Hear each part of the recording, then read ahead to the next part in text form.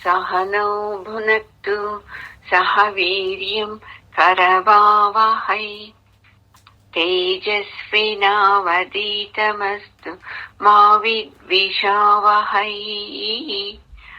ಓಂ ಶಾಂತಿ ಶಾಂತಿ ಶಾಂತಿ.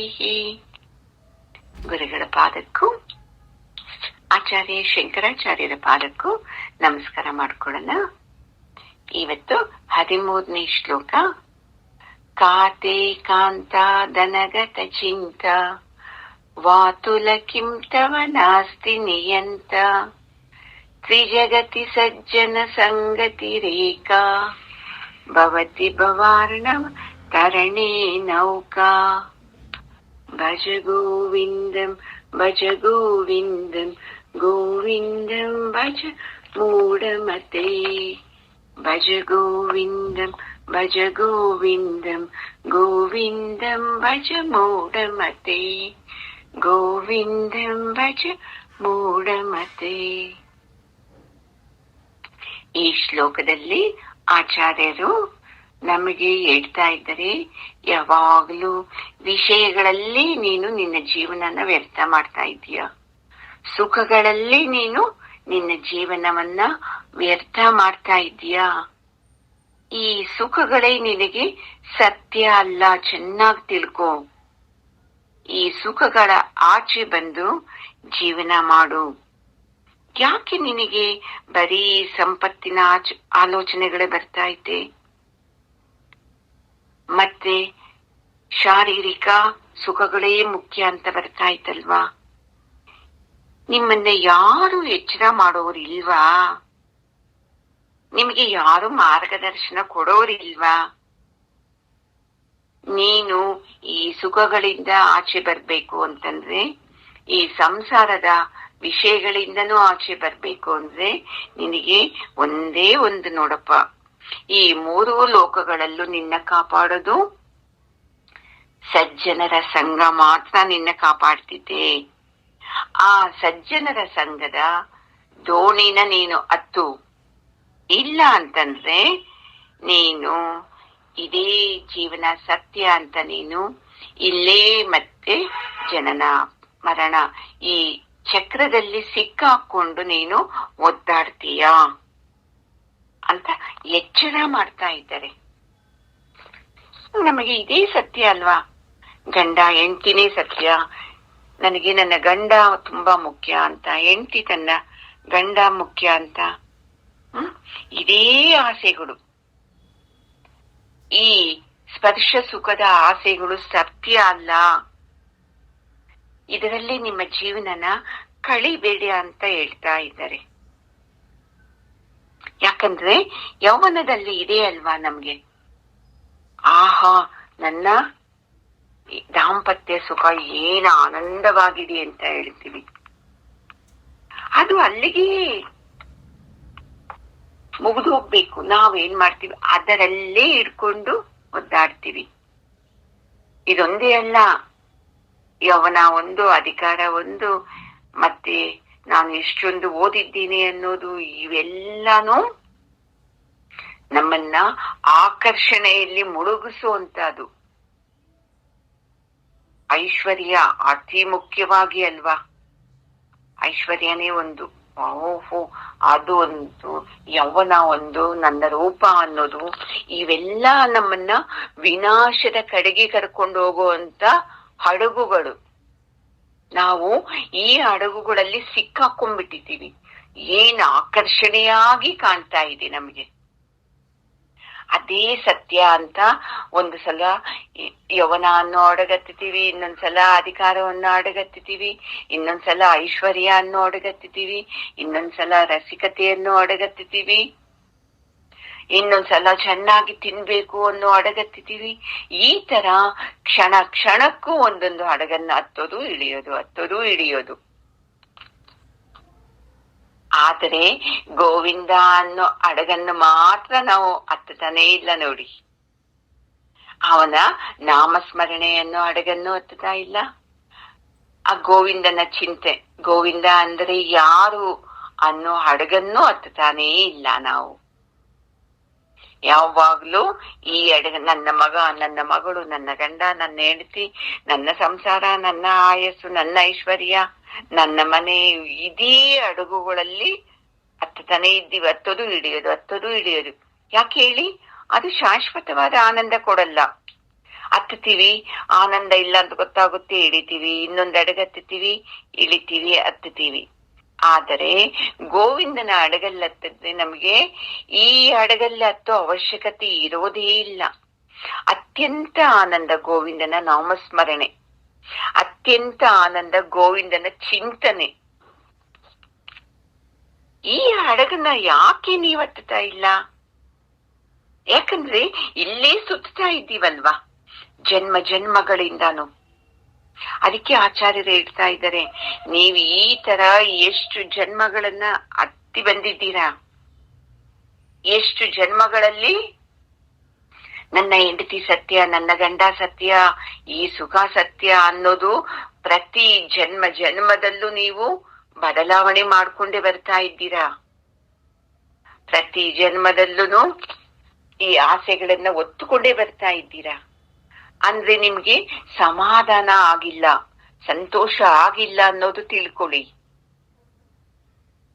ಈಗ ನಾನು ಹೇಳ್ತಾ ಇದ್ದೀನಿ ನೋಡಿ, ಈ ತರ ಜನ್ಮಗಳನ್ನ ವೇಸ್ಟ್ ಮಾಡಬೇಡಿ ಅಂತ ಹೇಳ್ತಾ ಇದ್ದಾರೆ ಆಚಾರ್ಯ ಶಂಕರರು. ಇಂಥ ಆಸೆಗಳಲ್ಲಿ 3 ಲೋಕದಲ್ಲೂ ಇದ್ದಾರೆ. ಯಾರು ಅಷ್ಟೇ ಈ ಭಗವಂತನ ಕಡೆ ಬರೋ ಈ ಗೋವಿಂದನ ನೌಕೆನ ಹತ್ತಲಿಲ್ಲ. ಮಿಕ್ಕಿದವರೆಲ್ಲರೂ ದುಃಖದಲ್ಲೇ ಕಾಲ ಕಳೀತಾ ಇದ್ದಾರೆ. ನೀನು ಇವನ್ನೆಲ್ಲ, ಈ ಭವರೋಗವನ್ನು ಕಳೆಯುವಂತ, ಈ ಆಸೆಗಳನ್ನೆಲ್ಲ ಕಳೆಯುವಂತ ಈ ಗೋವಿಂದನ ಕಡೆಗೆ ಬಾ ಅಂತ ಹೇಳ್ತಾ ಇದ್ದಾರೆ. ನೋಡಿ, ನಾವು ಇವಾಗ ಎಷ್ಟು ವಯಸ್ಸಾದ್ರೇನು ಏನ್ ಮಾಡ್ತೀವಿ? ಅಯ್ಯೋ, ನನಗೆ ಗಂಡ ಇರ್ಬೇಕಾಗಿತ್ತೆ, ನನ್ನ ಹೆಂಡತಿ ಇರ್ಬೇಕಾಗುತ್ತೆ, ಯಾವ ಸುಖಗಳೇ ಇಲ್ವಲ್ಲ, ಇದೇ ಯೋಚನೆನೇ ನೋಡಿ. ಅಲ್ಲ, ನನಗೆ ಭಗವಂತನ ನಾಮಸ್ಮರಣೆ ಮಾಡುವಂತ ಯೋಚನೆ ಯಾಕೆ ಬರ್ತಾ ಇಲ್ಲ ಅಂತಾನೆ ಇಲ್ಲ. ನೋಡಿಪ್ಪ, ಏಡ್ಸ್ ಬಂದಿದೆ ಅಂತಂದ್ರೆ ಹೋಗ್ತೀವ ನಾವು, ಅಯ್ಯೋ ಆ ಸುಖ ಬೇಕಪ್ಪ ನನ್ನ ಗಂಡನ ಕಡೆಯಿಂದ, ನನ್ನ ಹೆಂಡತಿ ಕಡೆಯಿಂದ ಅಂತ ಯೋಚನೆ ಮಾಡ್ತೀವ. ಅಯ್ಯೋ ಬೇಡಪ್ಪ, ರೋಗ ಬಂದ್ಬಿಡುತ್ತೆ, ಏಡ್ಸ್ ಬಂದ್ಬಿಡ್ತೈತೆ ಅಂತ ಹೇಳ್ತೀವಲ್ವಾ. ನೋಡಿದೀವಲ್ಲ, ಕರೋನಾನೂ ಎಲ್ಲ ಬಂದೋಯ್ತು, ಏಡ್ಸ್ ಬಂತು. ಇಂಥ ಕಾಯಿಲೆಗಳೆಲ್ಲ ಇದ್ದಾಗ ಅದೇ ಸುಖ ಅಪೇಕ್ಷೆ ಮಾಡ್ತೀವ ತನ್ನ ಗಂಡನಿಂದ, ತನ್ನ ಹೆಂಡತಿಯಿಂದ. ಅಂದರೆ ಅದು ಸತ್ಯ ಅಲ್ಲ ಅಂತ ಗೊತ್ತಾಯ್ತಲ್ವಾ.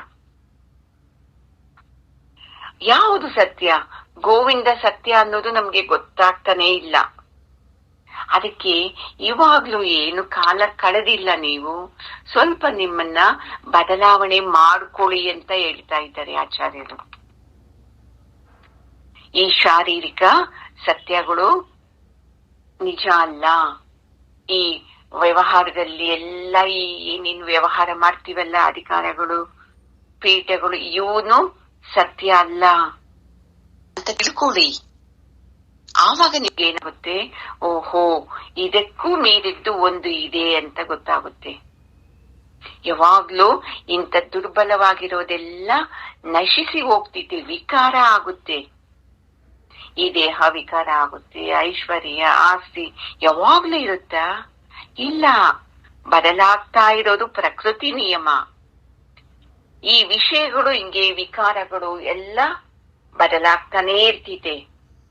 ನಾಶ ಆಗದೆ ಇರೋದು ಒಂದೇ ಒಂದಿರೋದು, ಅದು ಗೋವಿಂದ. ಈ ಕಾಮ ವಿಕಾರಗಳು, ಭಾವನೆಗಳು ಇವೆಲ್ಲನೂ ಬದಲಾವಣೆ ಆಗ್ತಾನೆ ಇರುತ್ತಲ್ವಾ. ಒಂದೊಂದು ವಯಸ್ಸಿಗೆ, ಒಂದೊಂದು ಕ್ಷಣಕ್ಕೆ ಬದಲಾವಣೆ ಆಗ್ತಾ ಇರ್ತಿದೆ. ಇಂಥದನ್ನ ಬಿಟ್ಟು ಬದಲಾಗದೆ ಇರುವಂತ ಆ ಗೋವಿಂದನ ತತ್ವವನ್ನ ತಿಳ್ಕೋಬೇಕಲ್ವ ನಾವು. ಅದರ ಕಡೆ ನಾವು ನಮ್ಮ ಮನಸ್ಸನ್ನ ಕೊಡ್ಬೇಕು. ಭಗವಂತನ ಚಿಂತನೆ ಮಾಡ್ಬೇಕು ನಾನು ಅಂತ ನಿನಗೆ ಬಂತು ಅಂದ್ರೆ ನೋಡ್ಕೊಳ್ಳಿ, ಆವಾಗ ನಾವು ಇವನ್ನೆಲ್ಲ ಬಿಟ್ಬಿಡ್ತೀವಿ. ಏನೇನ್ ಇಟ್ಕೊಂಡಿದ್ದೀವಲ್ವಾ, ಐಶ್ವರ್ಯ, ನನ್ನ ಹೆಂಡತಿ, ನನ್ನ ಗಂಡ, ನನ್ನ ಮಕ್ಕಳು, ಈ ಸುಖಗಳು, ಇದಕ್ಕಿಂತ ಹೆಚ್ಚಿನ ಸುಖ ಇರೋದು ಈ ಭಗವಂತನ ಸುಖ ಅಂತ ಬಂತು ಅಂದ್ರೆ ನೋಡ್ಕೊಳ್ಳಿ, ನಾವು ಆನಂದವಾಗಿ ಚಿಂತನೆ ಮಾಡ್ತೀವಿ. ಇಲ್ಲ ಅಂದ್ರೆ ಈ ಸಂಸಾರ ಅನ್ನೋ ದೊಡ್ಡ ನೌಕೆನ ಹಿಡ್ಕೊಂಡಿದ್ದೀವಲ್ಲ, ಇದರಿಂದ ನಮ್ಗೆ ಇಳಿಯೋಕೆ ಸಾಧ್ಯನೇ ಆಗಲ್ಲ ಅಂತ ಹೇಳ್ತಾ ಇದ್ದಾರೆ. ಆ ಸಂಸಾರ ಅನ್ನೋ ದೊಡ್ಡ ನೌಕೆಯಲ್ಲೇ ಎಲ್ಲಾ ನೌಕೆಗಳು ಇರೋದು. ಅದನ್ನೆಲ್ಲ ನಾವು ದಾಟಿ ಬರಬೇಕಲ್ವಾ. ಮಗಳು ಅನ್ನೋ ನೌಕೆ ಒಂದು, ಗಂಡ ಅನ್ನೋ ನೌಕೆ, ಐಶ್ವರ್ಯ ಅನ್ನೋ ನೌಕೆ, ನನ್ನ ಯೌವನ ಅನ್ನೋ ನೌಕೆ, ಇವುಗಳನ್ನೆಲ್ಲ ನಾವು ದಾಟಿ ಬರ್ಬೇಕು ಈ ಗೋವಿಂದನ ನೌಕೆಗೆ. ಅವಾಗ ನೋಡ್ಕೊಳ್ಳಿ ಆನಂದ ಸಿಕ್ಕುತ್ತೆ ಅಂತ ಹೇಳ್ತಾ ಇದ್ದಾರೆ. ನಮಗೆ ಯಾವಾಗ್ಲೂ ಇದ್ರ ಬಗ್ಗೆ ಚಿಂತನೆ ಬರೋದೇ ಇಲ್ಲ. ಒಂದು ಸಲ 4 ದೇವತೆಗಳು ಒಬ್ಬರ ಮನೆಗೆ ಬರ್ತಾರಂತೆ. ನೋಡೋಣ ಭೂಲೋಕದಲ್ಲಿ ಯಾವ ತರ ಭಗವಂತನಿಗೆ ಗೌರವ ಕೊಡ್ತಾರೆ ಅಂತ. ಐಶ್ವರ್ಯ ಅನ್ನೋ ದೇವತೆ, ಪ್ರೀತಿ ಅನ್ನೋ ದೇವತೆ, ಅಧಿಕಾರ ಅನ್ನೋ ದೇವತೆ, ಸತ್ಸಂಗ ಅನ್ನೋ ದೇವತೆ, 4 ದೇವತೆಗಳು ವೇಷ ಹಾಕೊಂಡು ಮಾಮೂಲಿ ಹೆಂಗಸರ ತರ ಒಬ್ಬರ ಮನೆಗೆ ಬರ್ತಾರಂತೆ. ಬಂದು ಬಾಕಲ್ ತಟ್ತಾರೆ. ಯಪ್ಪ ನೋಡ್ತಾನೆ, ಏನಪ್ಪ 4 ಜನ ಅಮ್ಮಂದಿರು ಬಂದಿದ್ದಾರೆ, ಏನಮ್ಮ ಅಂತ ವಿಶೇಷ ಕೇಳ್ತಾರೆ. ಇಲ್ಲ, ನಾವು ನಿಮ್ಮನೆಯಲ್ಲಿ ಒಂದು ದಿವಸ ಇರ್ಬೇಕು ಅಂತ ಬಂದಿದ್ದೀವಿ, ಇರ್ಬೋದಾ ನಿಮ್ಮನೆಯಲ್ಲಿ ಅಂತ. ಗಂಡನಿಗೆ ನಾವು ನಂಬಲ್ವಲ್ಲ ಯಾರನ್ನೋ ಈ ತರ, ಇವ್ರು ಯಾರು ಯಾಮಾರ್ಸಕ್ಕೆ ಬಂದಿರ್ಬೋದು, ನನ್ನ ಹತ್ರ ಏನನ್ನ ಕರಿಯಕ್ಕೆ ಬಂದಿರ್ಬೋದು ಅಂತ. ಇಲ್ಲ ನಮ್ಮ ಹೆಂಡತಿ ಇಲ್ಲ, ಮನೆಯಲ್ಲಿ ಯಾರು ಇಲ್ಲ, ದಯವಿಟ್ಟು ಏನ್ ತಿಳ್ಕೊಂಬೇಡಿ, ಇನ್ನೊಂದ್ಸಲ ಬನ್ನಿ, ನಾವು ನಿಮ್ಮನ್ನ ಸ್ವಾಗತ ಮಾಡ್ತೀವಿ ಅಂತ ಕಳಿಸ್ಬಿಡ್ತಾನೆ. ಅವನು ಹೆಂಡತಿಗೆ ಫೋನ್ ಮಾಡ್ತಾನೆ, ನೋಡು ನಮ್ಮ ಮನೆಗೆ ಅವ್ರು ಹೇಳ್ತಾರೆ ನಾವು ದೇವತೆಗಳು ಅಂತ ಹೇಳ್ತಾರೆ, ಐಶ್ವರ್ಯ, ಪ್ರೀತಿ, ಅಧಿಕಾರ, ಸತ್ಸಂಗ ಅನ್ನೋ ದೇವತೆಗಳು ಬಂದಿದಾರಂತೆ, ಅವ್ರು ನಮ್ ಮನೆಗೆ ಬಂದಿದಾರಲ್ವಾ, ಯಾರನ್ನ ಕೇಳ್ಕೊಂಡ್ರೆ ಆ ದೇವತೆ ಬರ್ತಾರಂತೆ, ಅದು ನಮ್ಗೆ ಜಾಸ್ತಿ. ಈಗ ಐಶ್ವರ್ಯ ದೇವತೆನ ನಾವು ಬನ್ನಿ ಅಂದ್ರೆ ಐಶ್ವರ್ಯ ದೇವತೆನೆ ಬರ್ತಾಳಂತೆ, ಪ್ರೀತಿ ಅನ್ನೋ ದೇವತೆನ ಕೂಗಿದ್ರೆ ಪ್ರೀತಿ ಬರ್ತಿದಂತೆ, ಅಧಿಕಾರ, ಸತ್ಸಂಗ, ಹಿಂಗೆ 4 ನಾವು ಯಾರು ಇರಲ್ಲ, ಒಬ್ರು ಒಳಗಡೆ ಬರ್ತೀವಿ, 3 ಜನ ನಾವ್ ಆಚೆನೆ ಇದ್ಬಿಟ್ಟು ಹೋಗ್ಬಿಡ್ತೀವಿ ಒಂದು ದಿವಸ ಅಂತ ಹೇಳ್ತಾರೆ ಅಂತ ಹೇಳಿದ್ದಾರೆ. ಏನ್ ಮಾಡ್ಲಿ ಅಂದಾಗ ಮಗಳು ಹೇಳ್ತಾಳೆ, ಅಯ್ಯೋ ಯಾಕಂದ್ರೆ ಚಿಕ್ಕ ವಯಸ್ಸಲ್ವಾ, ಯವನ, ಪ್ರೀತಿನೇ ಮುಖ್ಯಪ್ಪ, ಪ್ರೀತಿ ಅನ್ನೋ ದೇವತೆನ ಕರಿ ಅಂತ ಹೇಳ್ತಾರೆ. ಹೆಂಡತಿ ಹೇಳ್ತಾಳೆ, ಬುದ್ಧಿ ಇದೆಯಾ ನಿನಗೆ, ಐಶ್ವರ್ಯ ಅನ್ನೋ ದೇವತೆನ ಕರಿಬೇಕು ಯಾವಾಗ್ಲೂನು ಅಂತ.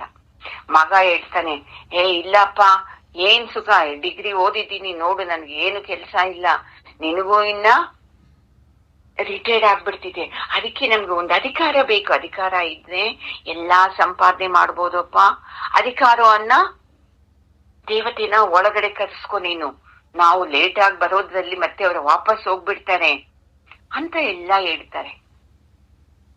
ಆಮೇಲೆ ಅವ್ರ ಮನೆಯಲ್ಲಿ ಒಬ್ಬ ಅಜ್ಜಿ ಇರ್ತಿದೆ. ಆ ಅಜ್ಜಿ ಹೇಳ್ತಿದ್ದೆ ನೋಡಿ, ಅಯ್ಯೋ ಮೂರ್ಖತ್ವ ನಮ್ದು, ನಮ್ಗೆ ಅಧಿಕಾರ ಬೇಡ, ಪ್ರೀತಿ ಬೇಡ, ಐಶ್ವರ್ಯನೂ ಬೇಡ, ಈ ಸತ್ಸಂಗ ಅನ್ನೋ ದೇವತೆನ ಕರಿಯಪ್ಪ. ಯಾಕೆ ಗೊತ್ತಾ, ಸತ್ಸಂಗ ಕೇಳ್ತಾ ಕೇಳ್ತಾ ಕೇಳ್ತಾ ಇವೆಲ್ಲ ನಮಗೆ ಬೇಡ ಅಂತ ವೈರಾಗ್ಯ ಬರ್ತಿದೆ. ಐಶ್ವರ್ಯನೂ ಬೇಡ, ಅಧಿಕಾರ ಬೇಡ, ಪ್ರೀತಿನೂ ಬೇಡ, ಭಗವಂತ ಸತ್ಯ ಅನ್ನೋ ಸೂತ್ರ ನಮ್ಗೆ ತಿಳಿಯುತ್ತೆ. ಭಗವಂತ ಯಾವಾಗ ನಮ್ಮನೆಯಲ್ಲಿ ಬರ್ತಾನೋ ಇವು ಎಲ್ಲರೂ ನಮ್ ಕಡೆಗೆ ಬಂದ್ಬಿಡ್ತಾರೆ. ಐಶ್ವರ್ಯನೂ ಬರ್ತಿದೆ, ಪ್ರೀತಿನೂ ಬರ್ತಿದೆ, ಅಧಿಕಾರನೂ ಬರ್ತಿದೆ. ಯಾಕೆ? ಸತ್ಸಂಗದಲ್ಲಿ ಯಾರ ಬಗ್ಗೆ ತಿಳಿಸೋದು? ಗೋವಿಂದನ ಬಗ್ಗೆ ತಿಳಿಸೋದು. ಗೋವಿಂದ ಎಲ್ಲಿರ್ತಾನೋ ಅಲ್ಲಿ ಆನಂದ, ಅಲ್ಲಿ ಐಶ್ವರ್ಯ, ಅಲ್ಲಿ ಪ್ರೀತಿ, ಅಲ್ಲಿ ಅಧಿಕಾರ ಎಲ್ಲ ಇರ್ತಿತ್ತಲ್ವಾ. ಈ ತರಾನು ತಿಳ್ಕೋಬಹುದು. ಇನ್ನೊಂದರ್ಥ, ಗೋವಿಂದನ ಮುಂದೆ ಐಶ್ವರ್ಯ, ಪ್ರೀತಿ, ಅಧಿಕಾರ ಇವೆಲ್ಲ ಯಾವುದು? ಲೌಕಿಕದ್ದು. ಆ ಸುಖಕ್ಕಿಂತ ಗೋವಿಂದ ಗೋವಿಂದ ಅನ್ನೋ ಈ ಸುಖ ನಮ್ಗೆ ಹೆಚ್ಚಾಗ್ತಿದೆ. ಈ ತರಾನು ತಿಳ್ಕೋಬಹುದು. ಅವುಗಳ ಜೊತೆ ಇದ್ದೂನು ಅವುಗಳಿಗೆ ಅಂಟಿಕೊಳ್ಳದೆ ಗೋವಿಂದನಿಗೆ ಅಂಟಿಕೊಂಡು ನಾವು ಜೀವನ ಮಾಡ್ಬೋದಲ್ವಾ. ಅದಕ್ಕೆ ಸತ್ಸಂಗ ಅನ್ನೋ ದೇವತೆನ ಒಳಗೆ ಕೂಗಿ ಅಂತ ಬುದ್ಧಿ ಹೇಳ್ತಾಳೆ. ಆವಾಗ ಇವರೆಲ್ಲರಿಗೂ ಅರ್ಥ ಆಗುತ್ತೆ. ಕರೆಕ್ಟ್. ಆ ಸತ್ಸಂಗ ಅನ್ನೋ ದೇವತೆನ ಕೂಗಿದಾಗ ಆ ದೇವತೆ ಏನ್ ಮಾಡ್ತಾಳೆ, ನಮ್ಮಲ್ಲಿರೋ ಅಜ್ಞಾನನ ತೆಗೆದಾಕ್ತಾಳೆ.